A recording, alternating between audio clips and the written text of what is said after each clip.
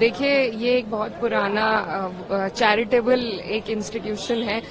वक्फ की जो जमीन है वो कैसे दी जाती है, सबसे पहले ये समझने की जरूरत है। अगर मैं आपको कुछ दे रही हूँ, उसमें कोई तीसरा इंसान, मैं आपको अपनी चैरिटी अपने मन के हिसाब से आपको कुछ दे रही हूँ, उसमें कोई दूसरा इंसान आपको आके बताए कि आप उसका किस तरीके से इस्तेमाल कर सकते हैं, और सारी की सारी जो पावर्स है वो आप अगर जिला अधिकारी को दे देंगे तो उसमें I don't think it helps anybody and we are totally against it. ये सिर्फ इंटरफेरेंस है, क्योंकि ये सरकार जिस तरीके से इनको मैंडेट मिला है और यूपी में जितनी बड़ी हार मिली है उसी का बदला लेने के लिए सबसे पहले माइनॉरिटीज पर अटैक होता है। और मुझे लगता है अगर इसी तरीके से अटैक हुआ, it's not just an attack on minorities but also on the constitution, on article 14, article 25, article 26, it's a direct attack. So and it is not just for Muslims. I think all the minorities in the country need to be aware of this government's intent, of their intent to interfere with one's personal beliefs and religious institutions. So I think this is not what my country stands for. This is not what my constitution stands for, and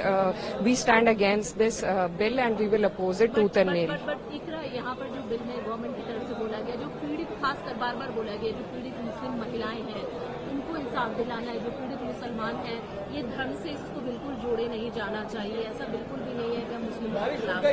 clarity इसमें है। उसके बावजूद क्यों आप लोगों को लगता है कि this is against the religion, ये मुस्लिमों के खिलाफ है? देखिए, सुपरफिशियली ये जो सरकार है कुछ भी बदलाव लाने के लिए हमेशा महिलाओं का इस्तेमाल, मैं खुद एक मुस्लिम महिला हूं और मैं बहुत अच्छी तरीके से पहले भी जब ट्रिपल तलाक का बिल आया था तो भी यही कहा गया था, पर मेरी मांग भी थी, मैंने मिनिस्टर ऑफ एजुकेशन से मांग करी थी कि आप अगर महिलाओं के लिए कुछ करना चाहते हैं तो आप उन्हें पहले पढ़ाइए, और अगर ये उसमें महिलाओं को इंक्लूड करना चाहते हैं वो एक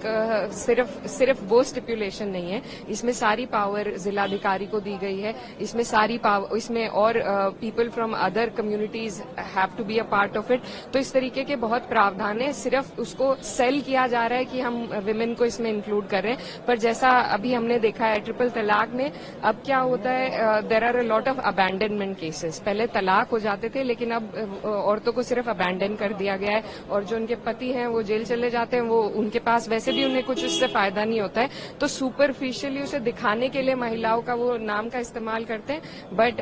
इंटेंट जो उनकी है वो पूरा विपक्ष, पूरा देश और सब लोग समझते हैं, and I think all the minorities of this country are together in it and we will oppose it. Thank you.